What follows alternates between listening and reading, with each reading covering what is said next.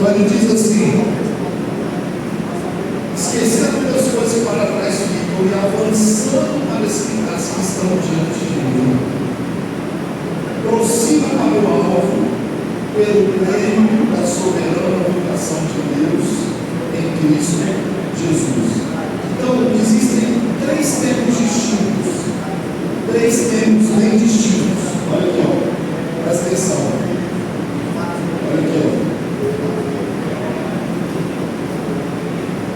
Deixa eu pegar mais um caminho. Aqui, ó. Vou colocar assim.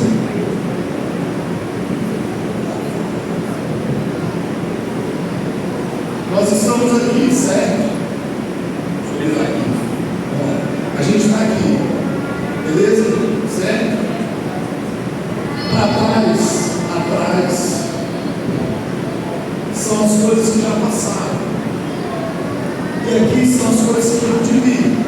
Então nós temos o presente, nós temos o passado e temos o futuro. A pergunta é: Deus é Deus do passado, do presente ou do futuro? O que vocês acham? Deus é Deus do passado? Sim ou não? Deus é Deus do presente? Deus é Deus do futuro? Por quê? Porque Deus não se limita ao tempo. Na verdade, o tempo é uma criação do homem. O tempo, como nós conhecemos, passado, presente e futuro, é uma criação humana. No mundo espiritual, na perspectiva espiritual, não existe passado, presente e futuro. É uma coisa só, a eternidade. Mas, para nós entendermos, para que nós possamos crescer aqui na Terra, nós precisamos entender de forma dinâmica o tempo na Terra. Então o apóstolo Paulo vai falar assim: olha, é o seguinte, hoje eu estou aqui. Se eu quiser chegar aqui, se eu quiser viver o novo de Deus, se eu quiser viver um tempo novo, um ciclo novo, uma estação nova, eu preciso, antes de qualquer coisa, esquecer das coisas que para trás ficam. E o que está lá atrás? É o passado. Mas o que está no meu passado? O que tem dentro do meu passado? Qual é o conteúdo do meu passado? O que está no seu passado? Muitas coisas, mas o que? Você não quer falar? O que tem no seu passado? Tem coisas boas e tem coisas ruins. Tem uma história. É ou não é? É uma história que fez você ser a mente de hoje. Tudo que você é hoje é fruto do passado, das suas escolhas do passado. Agora, presta atenção: para que serve o passado? Tem pessoas, por exemplo, que sofrem de uma doença chamada depressão. A base dessa doença, falando de forma racional, não emocional, falando de forma racional, a base da depressão são as coisas que estão pendentes do passado. A depressão é uma doença associada de forma bem específica ao passado, ao que já aconteceu. Você pode pegar a maioria das pessoas que têm depressão, é porque elas têm problemas com o passado. Por outro lado, vamos falar da ansiedade, é uma outra doença. A ansiedade é uma doença que está ligada com o quê? Com o futuro.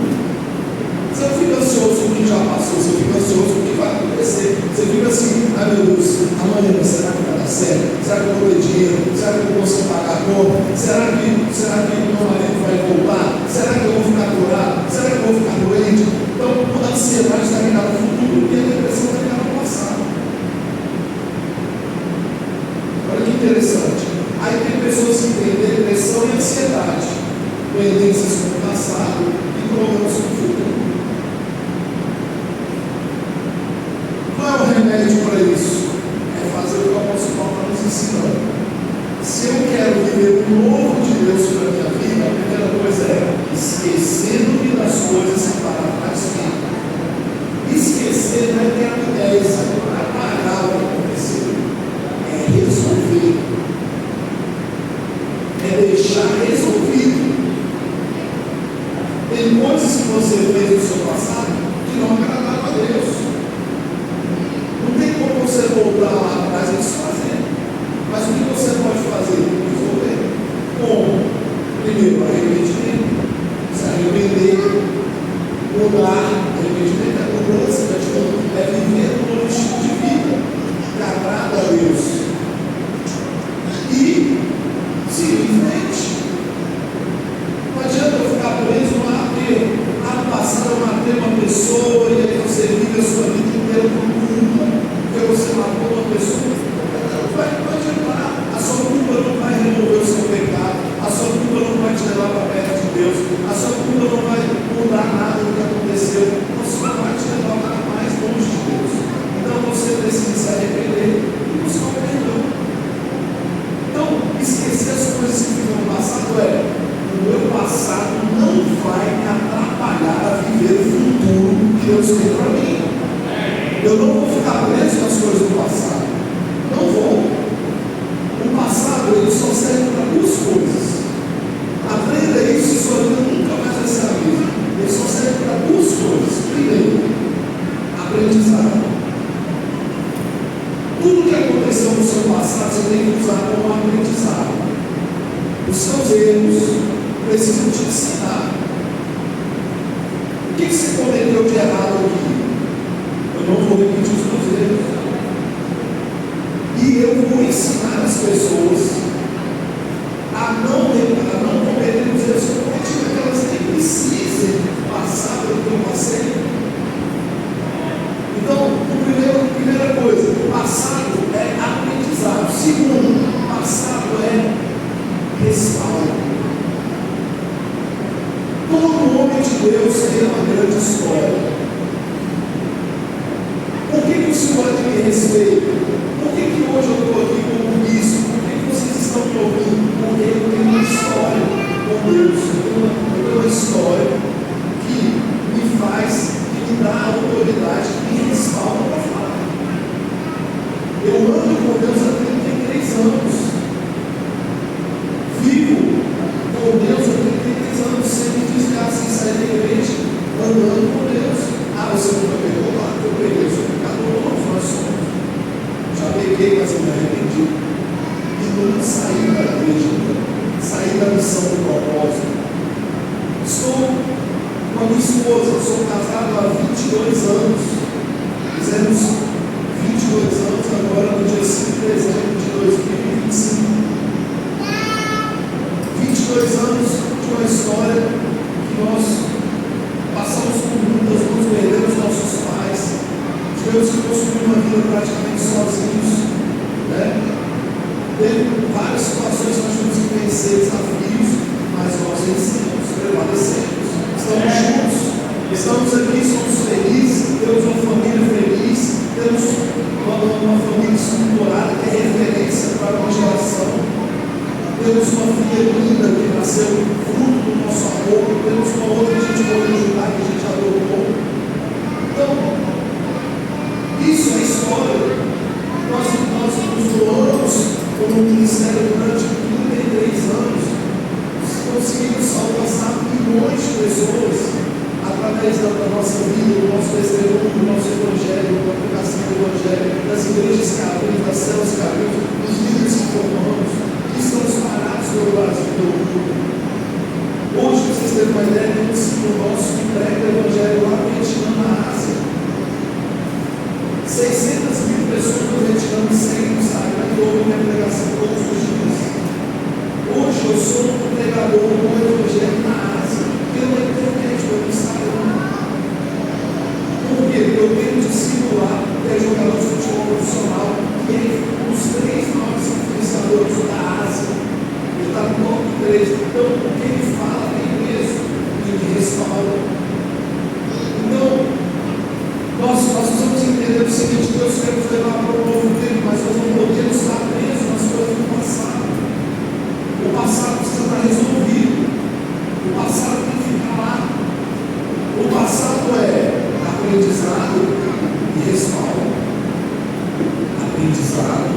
principal. Só não serve para mais nada. Não adianta você ficar puxando coisas do passado para ficar remoendo agora, no hoje, porque senão você não vai conseguir viver o novo de Deus. Existe uma lei da física que diz o seguinte: dois corpos não podem ocupar o mesmo espaço ao mesmo tempo. Tem como você estar no mesmo lugar, na mesma hora que o seu amigo? Não tem como. É impossível. Então, para você viver algo novo, você tem que se esvaziar do quê?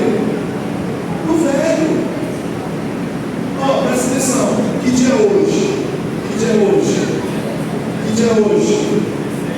17 de janeiro de 2026. Tem gente que ainda está com a cabeça em 2025. Tem gente que ainda está pensando lá em 2025 e ainda não se situou. É como se a gente tivesse entrado no novo ano. E nós já estamos na terceira semana do ano.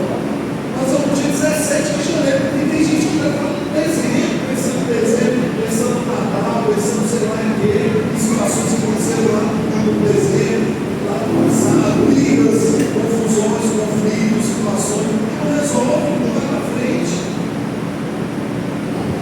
Então nós temos que pensar o seguinte: o que o apóstolo Paulo fala? Deixando as coisas para trás. O que ele fala? A continuação. Avanço.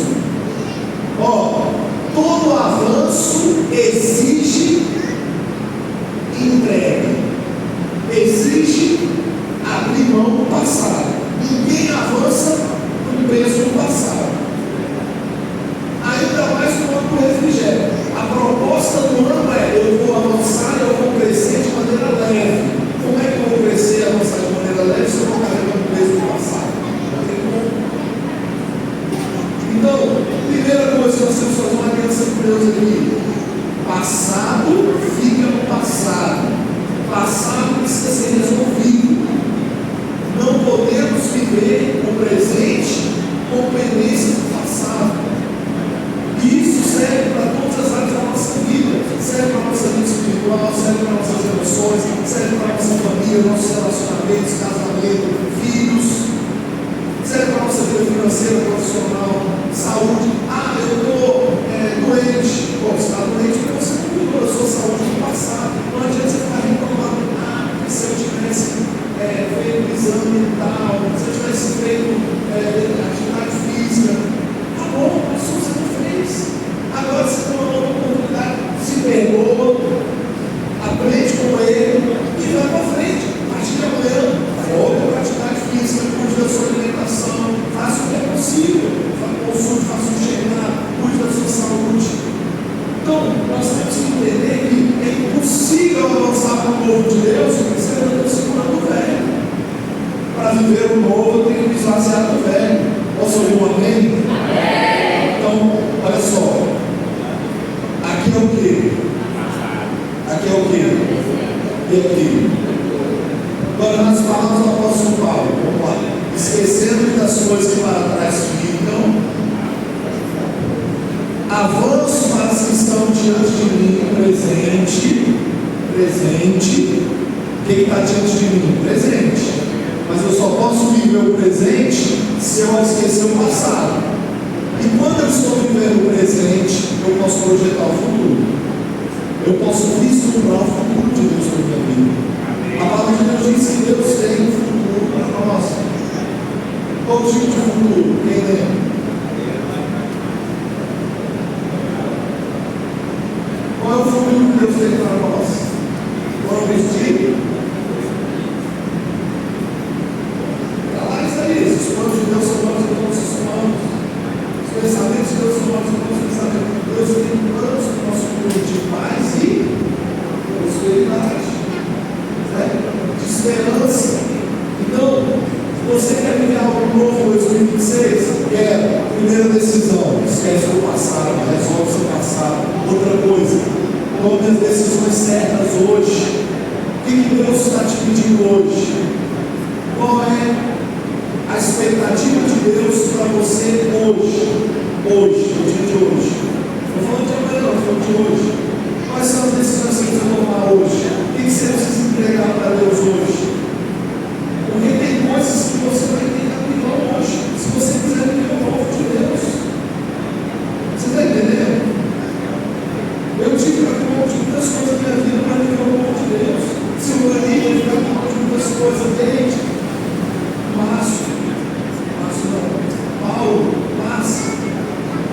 O Paulo veio de Brasília, não tinha família aqui, a tinha, mas para viver no novo, ela teve que abrir mão, teve que vir para cá, para onde eu estava. A família dela era lá de Serra, a Vila 15, fica 40 quilômetros. Hoje, não, você tem que abrir mão, senão você não vive o novo de Deus. Para ela estar aqui hoje como obreira, como pastora, é que ficar de mão de uma expectativa. E outra igreja, em outro contexto. Então, muitas vezes nós queremos viver o novo de Deus, mas não queremos resolver, nós queremos enterrar. E enterrar não é de Deus. Quem já ouviu aquele ditado? Vou colocar a sujeira para debaixo do tapete. Quem já fez isso? Quem tem coragem de assumir? Levanta a mão. Bora, gente. Levanta a mão. Quem já fez? Quem já colocou um sujeirinho para debaixo do tapete? Faz isso aí. Levanta a mão. Você não colocou, não? Então, essa sujeira tem que levantar o tapete, tem que limpar, tem que resolver. Ah, mas dói. E quem disse que seria fácil? Você tem que enfrentar, não, tem que enfrentar. Às vezes, as conversas difíceis é que fazem a gente virar o jogo para nossa vida, sabe disso? Mas muitas vezes nós evitamos as conversas difíceis. Por quê? Porque, você imagina, vocês ouviram o missionário hoje, ele é um grande homem de Deus, ele tem 70 anos, ele tem uma história com Deus de 50 anos.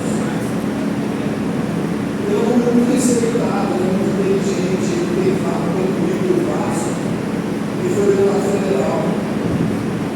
Mas você imagina, ele era deputado federal. Eu só vou contar isso porque na polícia já não esqueci. Ele era deputado federal e toda vez que ele chegava lá no gabinete, ele percebia que as pessoas ficavam meio assim, ele não ficar perto dele, assim, ele não queria pessoa. Aí disse que começou a concluir uma gabinete, que as pessoas não queriam chegar perto do seu gabinete sem ser vendido. E aí, uma pessoa lá no gabinete falou o seguinte: nós vamos ter que começar por isso. É uma conversa difícil. Como é que você vai falar por isso que ele tem CC? É difícil, mas também você falar, porque o pior é ficar aquela situação em todo mundo falando que ele está fedendo e o cara não sabe, ninguém percebeu. Porque quem fede não sente, quem fede não sente. Então, chega lá, todo mundo fala isso, você vai fazer um sonho. Você conversar com o senhor, senta todo mundo dentro da sala, senta lá todo mundo, uma pessoa lá levando e fala: minha escola, estou aqui, todo mundo dentro desse local. Ele chegou a uma situação constrangedora, difícil, mas nós estamos fazendo isso porque nós chamamos que a gente ajudar. A gente percebeu que o senhor tem muito sincero. E nós não estamos mais juntos. Imagina, cara. Tá bom? Vou ver, posso fazer um médico, vou ver algum tratamento. E fez, de fato, foi um médico, um tratamento, fez um tratamento, ele tinha problema com a coluna, fez um tratamento e tal. Resolveu. Mas muitas vezes a gente vive dando só um exemplo.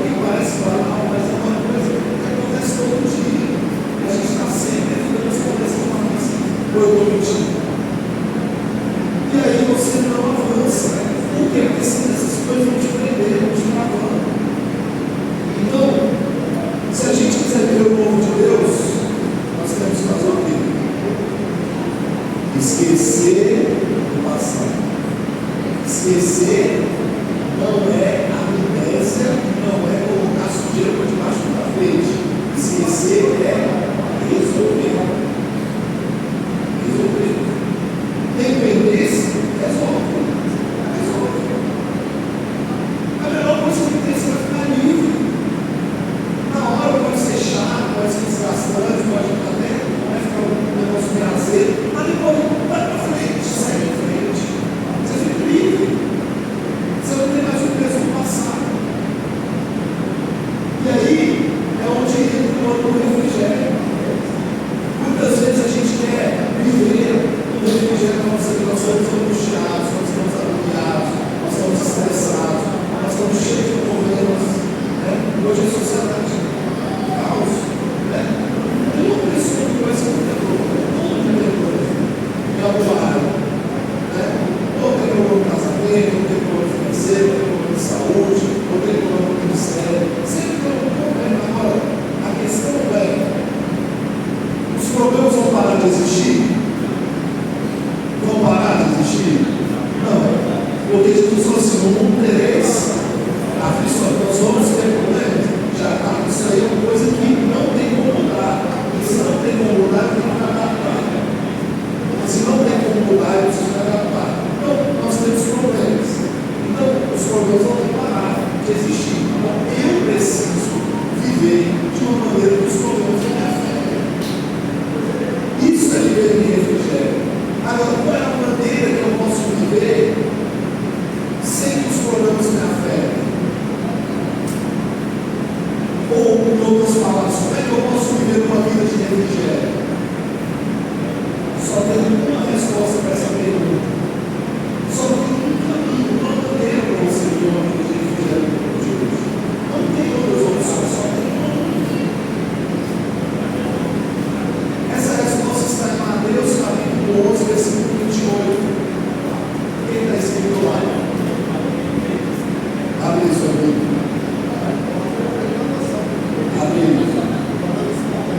Cadê a Bíblia de vocês? Homem e mulher de Deus na nossa terra anda sempre armado. Vocês têm que ter Bíblia. Sinal boa, tem Bíblia. Eu vou mandar comigo. Mateus 11, 28, que diz? Quem pode ler para mim? 28. 11, 28. E aí, Lídia? Vamos lá, Lídia. Você está cansado? O que está escrevendo?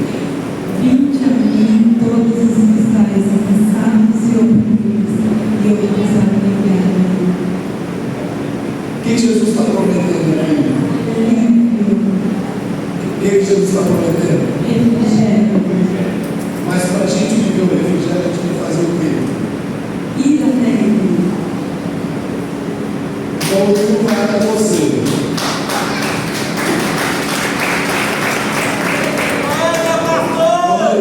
Calma aí.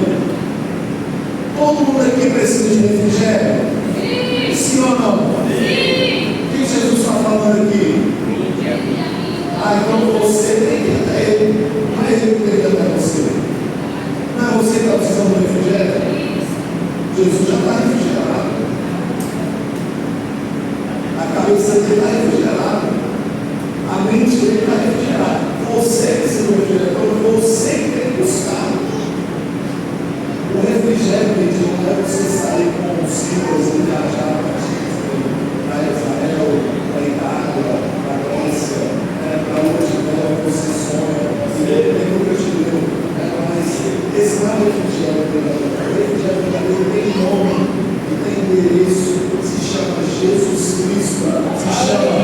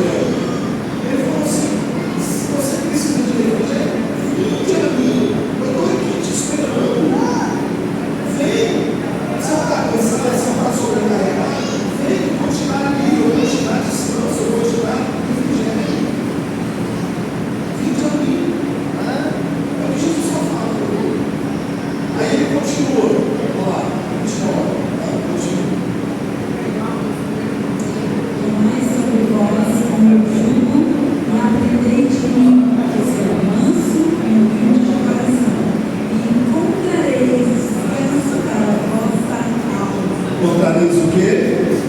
Refrigério para a vossa alma. Encontrareis o quê? Refrigério para a vossa alma. Como que eu vou encontrar refrigério para a minha alma? Indo até Jesus, sendo humilde, sendo manso, tomai sobre vós. Para eu alcançar o refrigério, eu preciso fazer o que para a alma? Tomai sobre mim o jugo, aprendei de mim. Jesus, aprendei de mim, sou humilde e manso de coração. Então vamos lá. Primeiro você tem que ir a Jesus, certo? Depois você tem que tomar o jugo dele, certo? E depois você tem que aprender a ser mansa e humilde de coração. Próximo. Aí fecha a chave de ouro, olha lá. Aí sim, farei. Não, é o 30 agora. Vai. Porque o meu jugo é suave e meu fardo é leve. Salve de palmas. Quem quer um jugo suave aí? Quem quer um fardo leve? Quem quer avançar e crescer com refrigério? Por exemplo, quem quer que a sua empresa cresça explosivamente sem você ficar estressado, sem você ficar sem dormir, sem você ficar arrancando cabelo, sem você ficar doente? Quantos querem isso? Deixa eu ver. Quantos querem que a sua célula, a sua equipe, o seu amigo, a sua igreja cresça explosivamente sem você ficar tendo que arrancar cabelo, quando mandar mensagem de madrugada, ficar enchendo o saco do seu discípulo, fazendo, ô meu querido, vamos para a celebração, pague sua meta, dá sua oferta, ajuda, vai lá, né? Quantos querem? Quantos querem? Então o segredo está na sua busca a Jesus. A grande questão é, o quanto você tem buscado Jesus? Você não tem buscado o suficiente. Por que eu vou ser um pouco mais duro agora, olha só? Porque se você se encontra hoje cansado, sobrecarregado, agoniado, angustiado, ansioso, preocupado, depressivo, deprimido, triste, amargurado, ansioso, você está com todos esses sintomas, então você não tem buscado Jesus o suficiente. O que falta para você não é ir para o terapeuta, não é ir para o médico, não é tomar um remédio, não é você fazer uma atividade física menos, uma alimentação. O que falta para você de principal na sua vida é você tomar uma decisão, fazer uma aliança com Deus nesse altar de viver uma vida de relacionamento íntimo com Jesus. É você conhecer Jesus, porque Jesus é o verdadeiro refrigério. Não existe refrigério sem Jesus. Você pode ter tudo, se você não tiver Jesus, você não vai ter refrigério. Então nós temos que entender que Deus tem um futuro de paz, esperança, prosperidade, plenitude para nós. E isso tudo Ele quer que nós possamos alcançar com refrigério. Mas nós temos que entender que isso só é possível se nós resolvermos o passado e se nós hoje tomarmos a decisão de viver uma vida de intimidade com Jesus. Quantos aqui conhecem Jesus de verdade? Como é que eu sei que eu conheço Jesus? Você conhece Jesus quando Ele fala com você. Se Ele não fala com você, você não conhece Jesus. Jesus fala comigo. Jesus fala, Jesus me mostra, Jesus me toca. Jesus ele está o tempo todo conectado comigo. A tal ponto que eu estava com 3 palavras prontas e Ele fala, eu quero que você pegue outra palavra em 5 minutos. Para você ver que eu estou totalmente sincronizado com Jesus. Então, Jesus ele tem que ser parte da sua vida. Você tem que perceber, quando eu vou dormir, a palavra vai desejar para dormir, depois dela. Quando eu vou dormir, eu me abraço com Jesus. E eu sinto que Jesus está me abraçando. Isso é viver com Jesus. A primeira coisa que eu adoro é a comunhão de Jesus.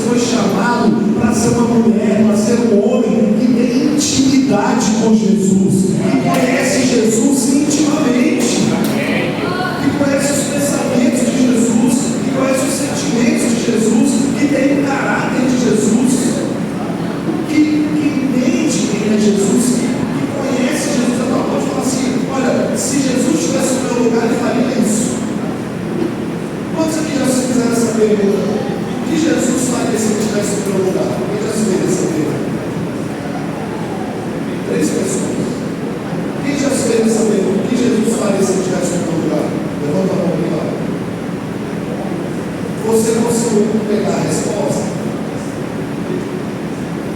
Então está faltando o quê? Se aproximar, conhecer mais Jesus. Tem que conhecer mais Jesus. Porque se você está com uma situação no seu vida, você fala assim: o que Jesus faria se ele estivesse no meu lugar? E você não tem resposta? Então Jesus não está ali.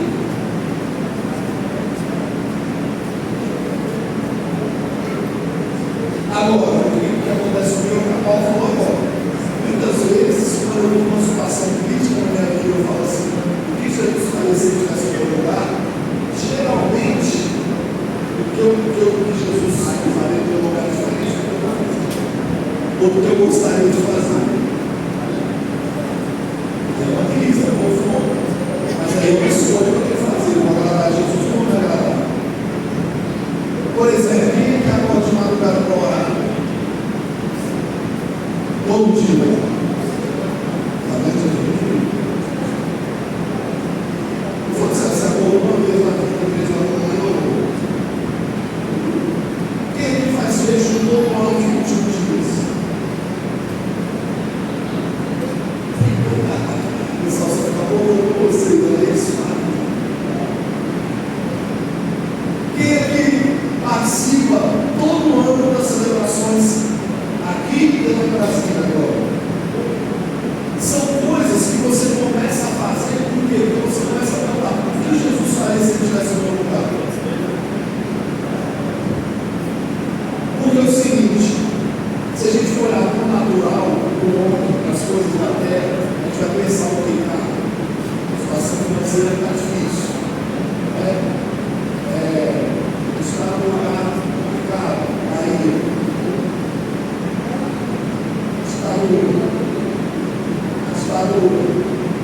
gente está num estado que a gente está com um índice de pobreza, de miséria lá embaixo, isso é uma favelitismo altíssimo. Nós temos milhões de pessoas desempregadas, estamos numa terra extremamente pobre, prostituído, corrompido. Se você for olhar para o natural, você desiste. Você fala: não dá, não tem como, não é possível. Uma vez o senhor me disse: que a realidade é diferente do que você vai ver aqui também. Nós estamos no mesmo lado. É a mesma situação. Lá a pessoa é igualzinho, que é o pior. As pessoas têm uma ideia, tem que ir na capital. Eu falo isso ali. Eu não quero desculpar que ela tem que levar as pessoas para a igreja. É a mesma coisa. Não muda nada. As pessoas são pessoas, independente do lugar onde elas moram. É tudo igual, só muda o interesse. Só muda a rua, porque é muito sentimental. Lá é a indústria. Mas os problemas são exatamente os mesmos. Os mesmos problemas que tem aqui, de problema de casamento, adultério, separação, de divórcio, de problema de saúde, de doença, problema financeiro, tudo acontece lá também. É igual, não muda nada. Escândalos, é tudo igual. O que muda é quando a gente olha para uma pessoa e fala assim: aquela pessoa ali, ela é parecida com Jesus. Ela conhece Jesus, ela tem intimidade com Jesus. Aí muda. Porque quando você olha para uma pessoa e você vê que ela tem Jesus, você quer estar perto dela, você quer ser parecido com ela. O apóstolo Paulo falou assim: sejam meus imitadores como eu sou de isso. E aí, para fechar, eu sei que tem muitas pessoas aqui que trabalham com vocês, Deus não sou. Tem muitas pessoas aqui que passam por grandes situações, por tempestades, ou estão passando, ou passaram recentemente. E aí você pode pensar assim: cara, 2026 eu quero ter um ano mais tranquilo. 2026 eu não quero mais ficar passando por esses problemas, eu não quero mais ficar por meio dessas crises. Aí eu tenho que falar uma coisa aqui.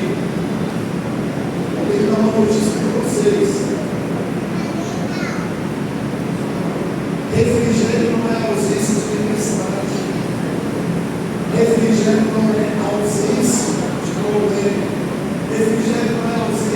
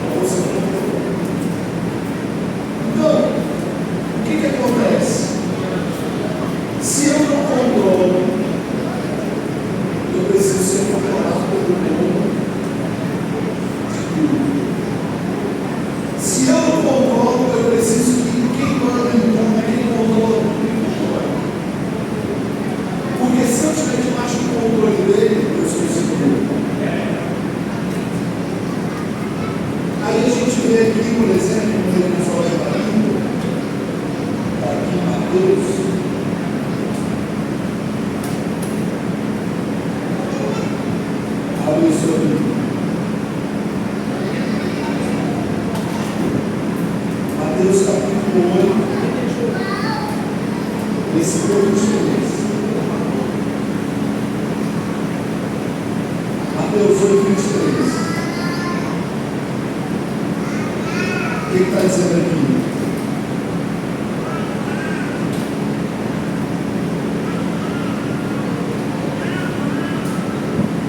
O que está dizendo aqui, gente?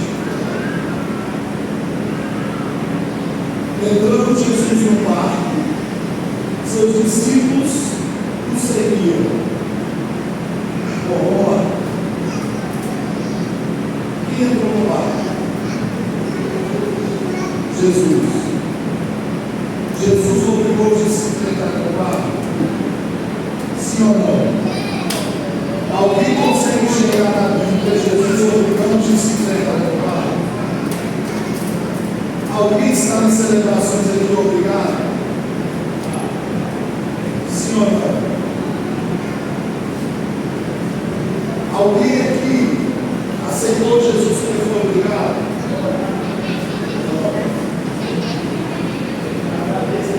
Jesus entrou no barco e a Bíblia diz que os discípulos quiseram seguir.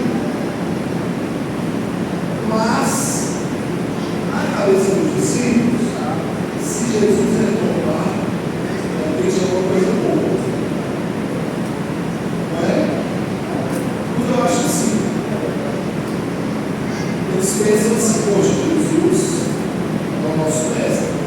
Jesus é Messias. Então, para onde ele for, vai ser bom. Mas só que, uma vez, um fariseu chegou para Jesus e disse assim: Jesus, conta uma coisa aqui, onde é que você mora?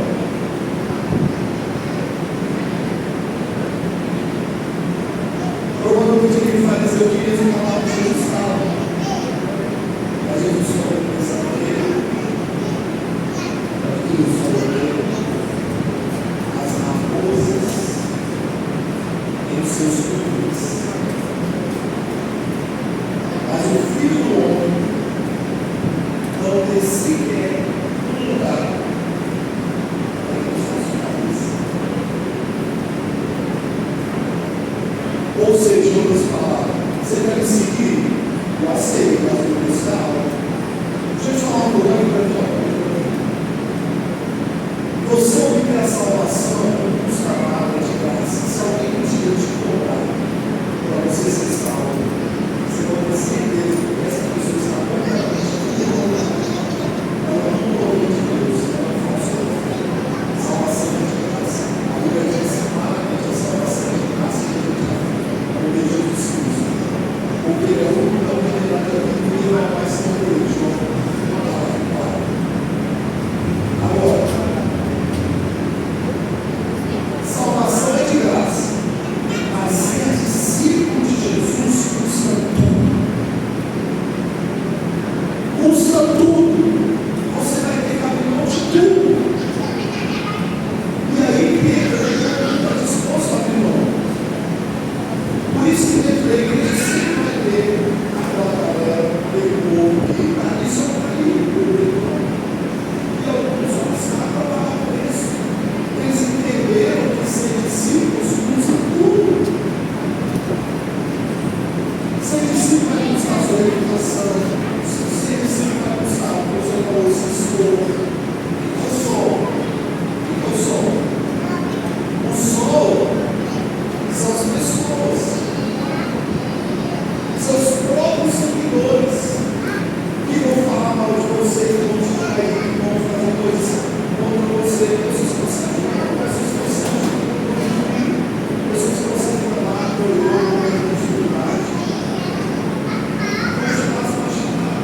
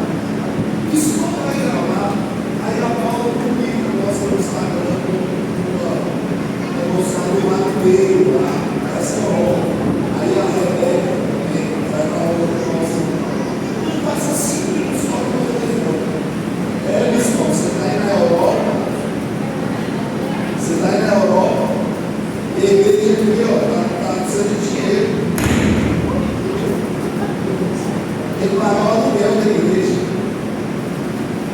E não tem a ver com o negócio de pagar aluguel, porque eu estou de férias, com o meu dinheiro, gastando o meu dinheiro, gastando o sério, que foi planejado e programado. Eu uso um centavo da igreja e venho endemoniado desse carro de coragem, que é coisa de igreja. Vocês estão entendendo? Isso é o sol. O sol não precisava passar por isso. Estou perguntando aqui uma boa. Vocês acham que eu precisava passar por isso? Não precisava, como se fosse eu preciso de dinheiro, eu faço um trabalho com baixinho com emoção. Mas ainda se sente, vai. E a pessoa vai falar, mas a pessoa está lá com ele, e a pessoa decidiu só ter igreja, assim, você pode ver, a gente não podia ver o bolso isso para a aula.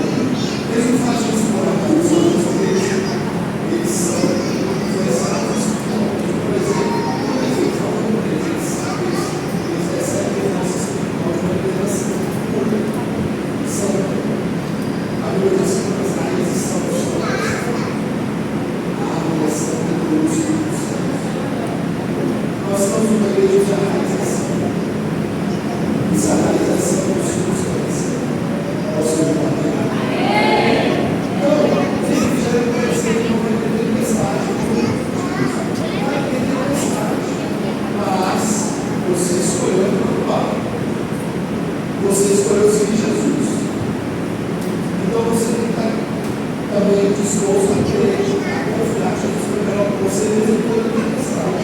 Eu preciso dizer no barco o que acontece. Ele vem a seguir. Se levantou uma tempestade tão grande que o barco era coberto pelas ondas.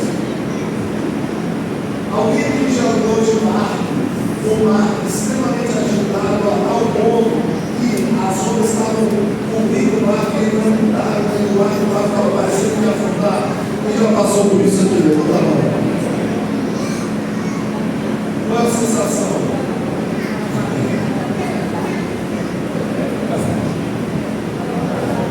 Os discípulos ficaram desesperados. Eles falaram, você falou que vou morrer, acabou.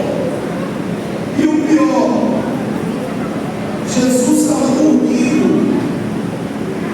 Aí eu chego, como é que uma pessoa consegue dormir dentro de um barco que está extremamente agitado, o ar pegando por todos os lados, e ele dormiu profundamente?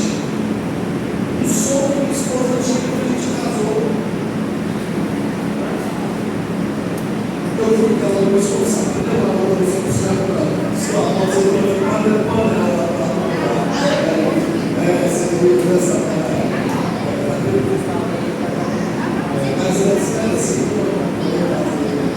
eu bati a papel e você não voltava. Então o que acontece? Os discípulos falam assim, esse cara é doido, como é que ele está dormindo no meio da tempestade? Deixa eu te falar uma coisa, você sabe por que Jesus estava dormindo no meio da tempestade? Porque Jesus é o refrigério da pessoa. A essência de Jesus é o refrigério. Então, nenhuma tempestade, nenhuma turbulência da vida é capaz de afetar a essência do refrigério que se chama Jesus Cristo de Nazaré. Pode aplaudir Jesus.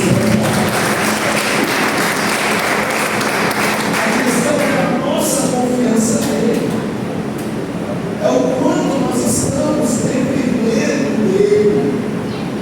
Os discípulos estavam preocupados porque eles estavam olhando para as circunstâncias da vida, as circunstâncias naturais. O barco era de madeira, as ondas estavam entrando no mar, o barco não estava afundando, mas Jesus foi preocupado. A questão é que Jesus está no barco da sua vida. Como? Você pode enfrentar qualquer tempestade, você não vai morrer, você não vai perecer. Por quê? Jesus está no barco, cara. E a garantia do refrigério 2020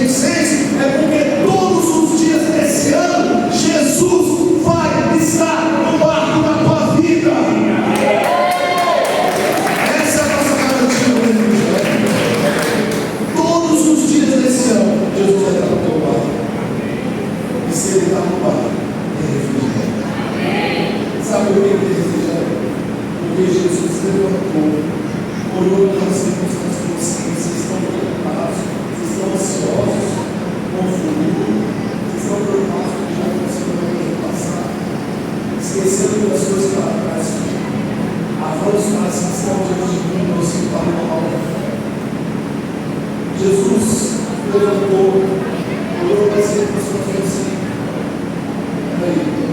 vem, para agora. E ele obedeceu o barulho. Quando o vento parou, as ondas pararam. Quando as ondas pararam, o mar se acalmou. Quando o mar se acalmou, o barco estabilizou. E aí a Bíblia usa o seguinte termo: fez grandes ondas. Ou seja, a consequência de Jesus estar no barco é o refrigério pleno de todas as áreas das nossas vidas.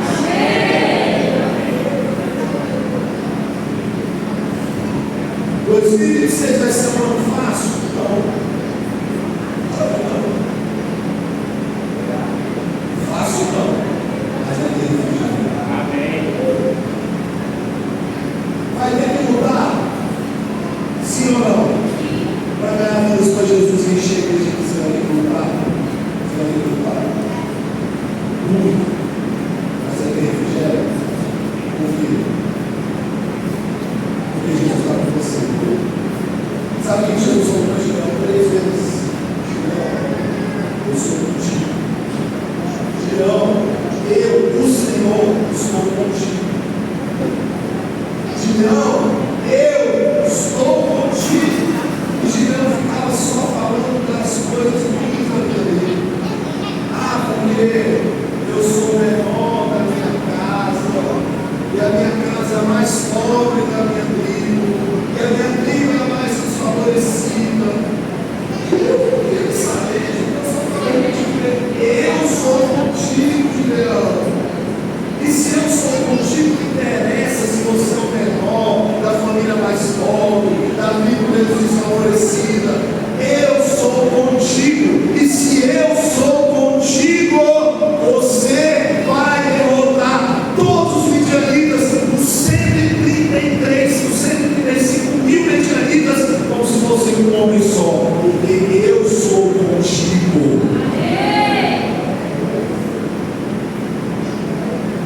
Não é você, não é a sua inteligência, não é a sua competência, não são os seus talentos, não são os seus dons, não são suas habilidades, não é a sua força, não são os seus argumentos, não é você, é Deus, é Jesus, é o Espírito Santo, através de você, a sua vida agindo em você todos os dias. É assim que nós olhamos as nossas vidas, é assim que nós vencemos as nossas vidas. Com Jesus no nosso lado. É assim que nós garantimos o refrigério das nossas almas. Estou cansado, estou desgastado, estou sobrecarregado. Jesus está te fazendo um convite, vinde a mim. Ele está te falando hoje, vinde a mim. Estava conversando com a Raíssa, que é a esposa do Thomas, que são os pastores que lideraram o Silvio Angelino, inclusive fizeram o casamento deles. E a gente estava conversando sobre esse texto de Mateus 11, 28 a 30. E eu achei interessante porque Jesus ele fala assim: ó, o meu jugo é suave e o meu fardo é leve.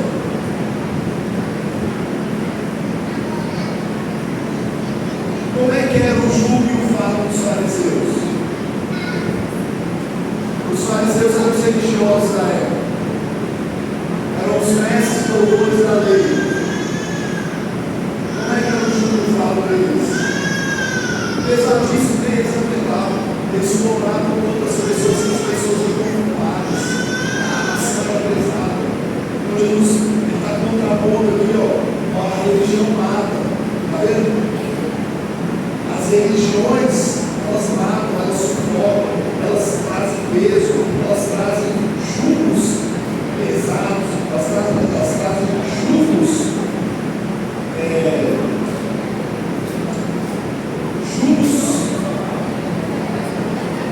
como suave.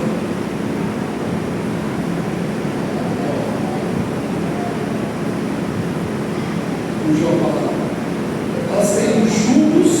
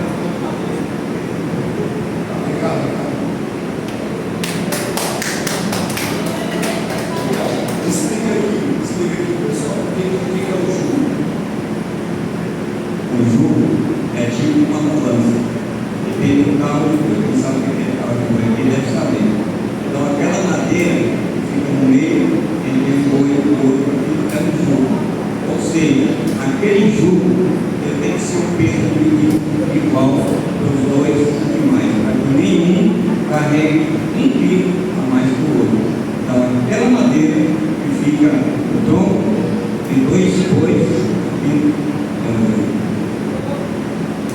Vamos falar o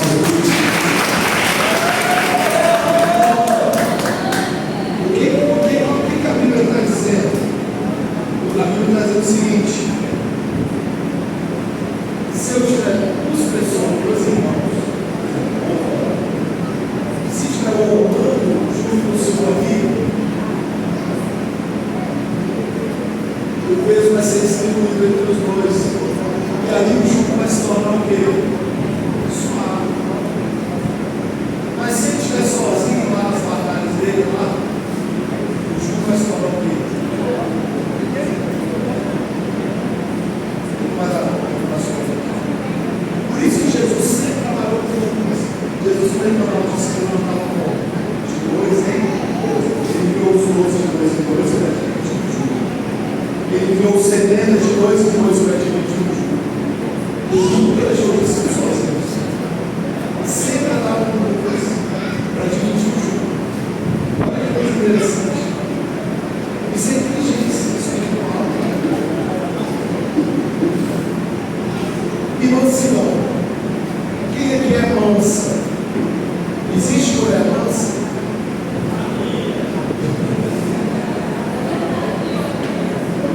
Existe mulher mansa? Se algum homem disser que a sua mulher é mansa, é verdade. Eu vou acreditar. Me diz sério. Então, explica pra gente o que é a mansidão.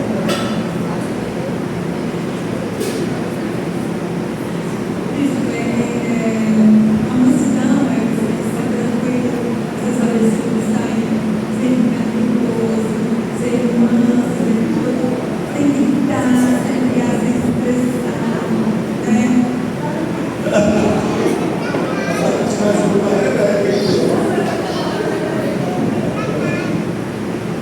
A Lidinha mansa.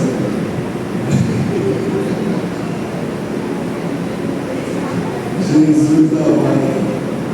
O que é a mansidão? A mansidão é porque você pode ficar. A mansidão ela só pode existir quando a gente consegue vencer o orgulho. Porque o que acontece? O nosso orgulho ele faz a gente ter a necessidade de provar para as pessoas que a gente é ou que a gente não é. O orgulho, ele sempre vai levar você a querer ter a razão. Ele sempre vai querer levar você a estar certo. Mesmo que você não esteja para você, pelo seu orgulho, você vai pegar, você vai compreender, você vai falar, não, assim não, é do meu jeito. Eu estou certo, a palavra final é minha, e vai ser assim, e acabou. Então, isso aí é o quê? Orgulho. Então, o orgulho ele se opõe à mansidão. A gente só consegue ser manso quando a gente pensa no orgulho. Aí Jesus está falando assim: eu não sou orgulhoso. Não seja como eu, manso e humilde. Manso e humilde. Quando você se torna uma pessoa mansa e humilde, você se torna uma pessoa leve. Quem já procurou uma pessoa leve? É bom, amigo. Tipo assim, quem conhece alguém que é gostoso estar perto dela, porque ela é uma pessoa leve? Levanta a mão. Você fica com vontade de ficar perto daquela pessoa, porque ela sempre rima, você fica leve. É bom para você. Para você ficar com ela, ela é engraçada, ela sempre está voltando a gente para cima. Por quê? Mansidão. Mansidão. Então, o refrigério é resultado, ou posso dizer até que é o fruto da mansidão e da humildade. Jesus é o refrigério porque ele tem as duas características básicas que geram refrigério. Então, quando eu alcanço o patamar de ser manso e humilde, eu sou preparado para ser igual a Jesus e receber o refrigério. sociedade hoje, as pessoas não querem ser dessas coisas, elas querem ser o oposto, elas querem ser as donas da razão, elas querem estar certas, elas querem que todo mundo ache a cabeça para elas querem ser vistas e reconhecidas como as melhores, elas querem posição, elas querem status, elas querem ostentar, né? A irmã estava cantando aqui, falou também assim, competição entre igrejas, só a igreja que tem mais, só a igreja que tem mais, né? Aí fica brigando igreja com igreja, quem já viu isso na rede social, né?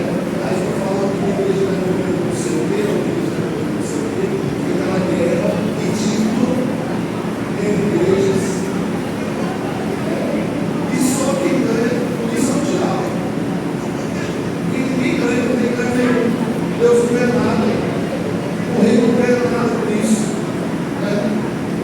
Tem que ser quem está na Lourinha, tem que ser quem está Batista, tem que ser quem está na Assembleia, tem que ser quem está Silas Malafaia, tem que ser quem. Aí só fica essas discussões. E daí vai ter tudo é idolatria, tudo está cheio de época, quem tem mais seguidores, quem tem mais, quem enche mais estado, ou profeta, ou servidor, ou caminhos.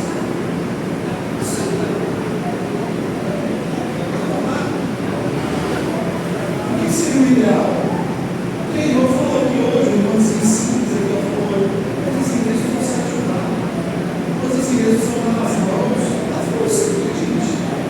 As igrejas são nas mãos, quando a gente tem muita gente fora da igreja que é dentro, vocês não concordam comigo? E se a gente se ajudar, não vai ser mais fácil? Não vai ter refrigério? Vai estar faltando o quê? Mansidão e humildade. Essa é só a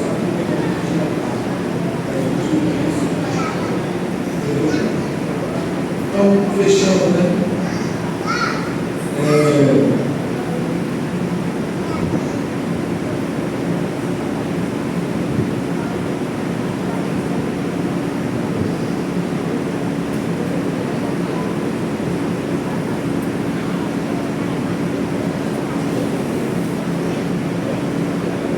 Tem um negócio aqui muito interessante que diz assim, ó. Ao se fazer homem, Jesus entrou na nossa condição humana, colocou o seu pescoço debaixo do mesmo jugo que o nosso e disse: não tentem puxar isso sozinhos, aprendam comigo no meu passo e vocês verão que o mesmo acontece. Então, debaixo dessa palavra, eu queria fazer um desafio para vocês.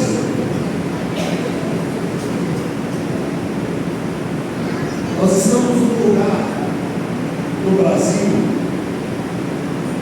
que infelizmente é muito discriminado. Eu tenho uma filha que nasceu aqui em São Paulo, na Bahia, e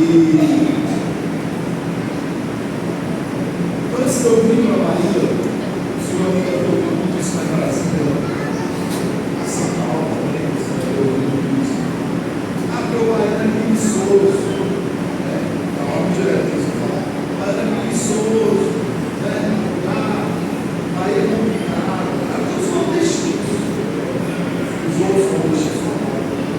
Só que quando eu cheguei aqui, eu conheci uma coisa que você não conheceu. Não existe um povo mais trabalhador do que o povo trabalhador. E eu vou além. O que fez o Brasil enriquecer como nação, dentro da América do Sul, e se tornar um dos países mais ricos do mundo. Nós estamos aí no top 15 do mundo. Foram os maiores.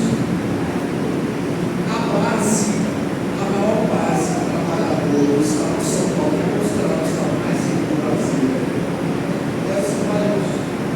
Foram os baianos que estabeleceram o São Paulo, assim como a capital federal também, o grande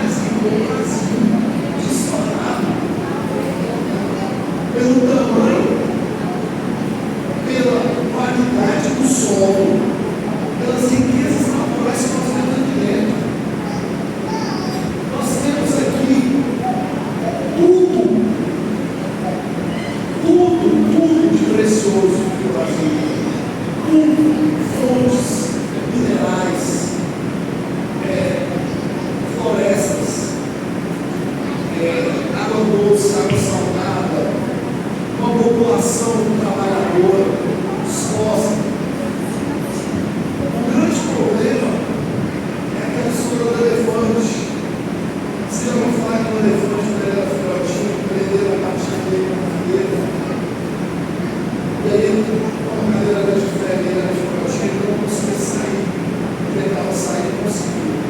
E ele foi sendo condicionado que toda vez que a escapada dele era presa na cadeira, ele não ia conseguir sair. E aí, você tem aquele elefante gigante, uma patinha presa na cadeira de baixo, ele não sai voltar por ele. Porque ele acredita, até hoje, que ele não consegue voltar a cadeira, mesmo sendo muito mais forte do que a cadeira. Então, nós temos que tomar nossa posição nesse país. A Bahia precisa se levantar. A Bahia tem que ser uma questão não é nem questão de luxo, não é nem questão de colocar na igreja, é uma questão de honra, é uma questão de primazia, de raiz do Brasil. Nós temos que ser o celebramento dessa nação. Nós temos que ser um Estado que vai viver o avivamento genuíno nesse país. Aqui tem que sair fogo, tem que sair chama. Tem que sair chama de todos os municípios da Bahia. Chamas de avivamento, fogo, flecha de fogo. Nós temos que fazer um movimento de a torcida do Bahia, Salvador, eles gritam assim, maior do Nordeste que eu sou. Por que eles gritam isso? Porque a maior torcida do Nordeste é do Bahia. A maior população do Nordeste é a Bahia. A Bahia é um dos maiores estados do Brasil. A Bahia é o maior estado produtivo do Brasil. Só perde para a Amazônia, mas a Amazônia floresce. Nós temos um estado onde o continente. São mais de 400 municípios nesse estado. Você imagina o que nós podemos fazer se nós nos unirmos e formos uma igreja forte? Nada vai nos parar, nada vai nos impedir de avançar, de conquistar qualquer coisa, qualquer objetivo. Mas nós precisamos entender quem nós somos em Jesus. Nós precisamos tomar nossa posição como homens e mulheres valorosos, como homens e mulheres que sabem que podem chegar e vão fazer diferença. Deixa eu te falar uma coisa. Aqui dentro desse salão, que deve ter, assim, girando ali umas 50 pessoas. Aqui, no meio dessas 50 pessoas, nós temos potencialmente os maiores líderes da nação. Daqui desse grupo aqui de 50 pessoas, nós podemos ter vereadores, conselheiros tutelares, vereadores, deputados estaduais, deputados federais, senadores, governadores, presidentes. Nós podemos ter juízes, desembargadores, nós podemos ter grandes médicos, grandes advogados, grandes empresários, grandes empresas, muito maiores, inclusive das empresas de São Paulo e qualquer lugar do país. Por que não? Então, nós temos que nos posicionar. Nós temos que parar de aceitar essa coisa. Não, a gente não tem menor, a gente é inferior, a gente não tem dinheiro. Por que não tem dinheiro? Nós somos próximos. Nunca deixe sair da sua boca essa palavra que você tem dinheiro.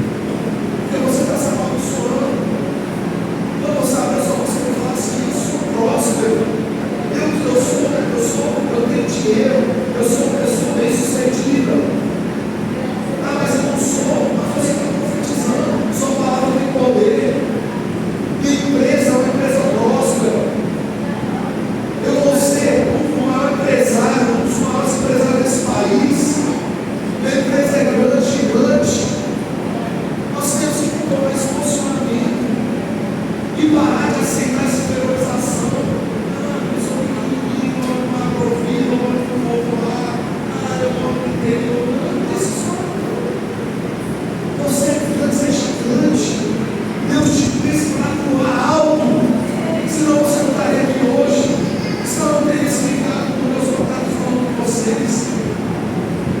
Então, se você nasceu e está aqui hoje, você vai ser gigante nessa terra. Quantos aqui tomam posse dessa palavra? Quem vai ser um empresário gigante? Levanta a mão. Quem vai ser um governador gigante? Levanta a mão. Quem vai ser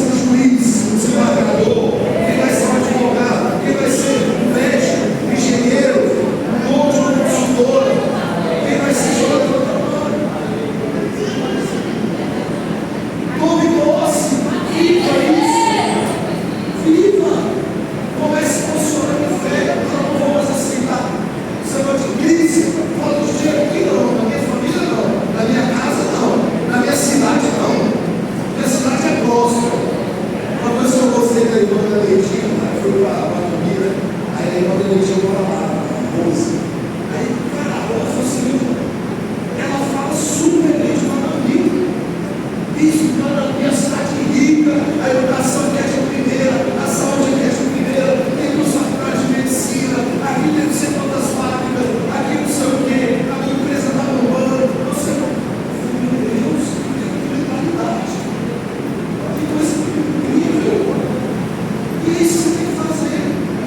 Você mora onde? Como Jesus fala, uma cidade próspera, rica, abençoada, aqui nos 3 maiores empresas da Bahia, do Brasil, e a empresa vai ser referência no Brasil, no mundo. Eu vou ser grande. Posso ouvir um amém? Então eu quero te fazer um desafio. Nós vamos fechar esse momento agora, fazendo uma oferta. Nós vamos fazer uma oferta, mas não vai ser qualquer oferta. Porque, olha só, presta atenção. Essa oferta, primeiro, não é para mim. Esse dinheiro não é destinado